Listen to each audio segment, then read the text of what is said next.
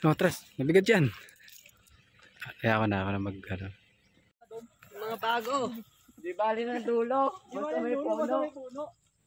Gusto na dito makbo kaysa maghukay sa initan. Ano na pa kayo microwave yun sa tent? Oo, init. Pangali pre. Tataas ang mo pa ng tent. Pagdala nyo silang ano? Lona. Liit. Oo nga, may ayun maging plano. Tatakpan nyo yung tent. Tanong kayo, kasya na tayo rito. Opo. Kasya dyan, basta microwave kayo pag tanghali. Problema lang natin pagkagalit. Yung pandesal, iwan mo dyan sa lamesa, may init. Ang luto. Irot maluluto.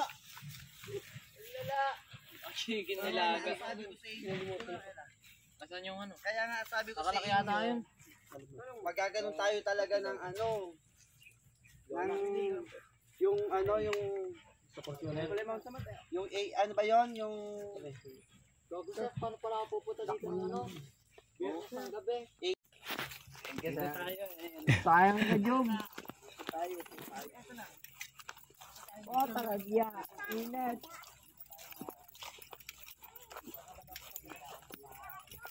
Ito yung sa atin, isang ano, sir? Ito yung nakatali.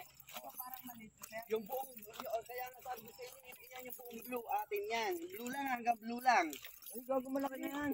Uy, 38 ang junior, saka Robert. Maliit yan. Pati Robert, nakapasulin nyo? O, ito yung isa. Hindi.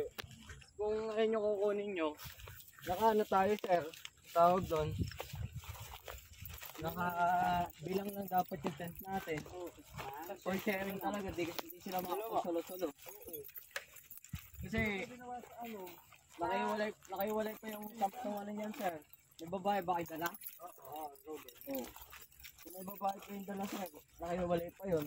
Nakatabi sa mga tent ng mga teacher. Iba pa yung kaibo ng babae. Pwede na tayo ng Marbelis na yun, sir. Hindi. Dami na kawayan nila. Laki ng pondo ng Marbelis. Puta, gusto nyo na pala ng kahoy, kumuha kayo sa bahay. Ayun pala eh. Dami-daming ganyan sa bahay. Ito pala, nakagawa na sila ng ano. Pero robo ng Marbelis. Ito nakagawa na sila. Hindi wala din ng robo. Ito nakagawa na sila. Paano yan? Dito na ba lagi mag-aano? Hindi. Bakit nakalubog sa kanila? Parang nasa daan yung kaibon. Ano na may kaibon? Oo, yung nakaano ng kaibon. Sir, ba't nakalubog na yung sa kanila? Ganyan talaga yan, inidoro yan. Para naka-prepare na daw. Hindi, gago pa na yung pag-pack up nila. Babagbagin nila yan. Oo. Matalo dun sa ano, mga nasa... Ganyan nga din gagawin natin eh. Ganyan din gagawin natin ngayon.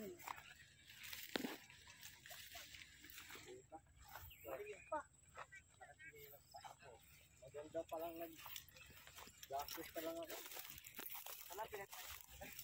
Ito, sarap pa mag-type dito pa eh. Lalo pag naka-boots ka. Ang bat na yung ito pa. Ano na kasi ito yun, tayo lang mo eh. Sir, ganyan yung bag ko. Wala ba?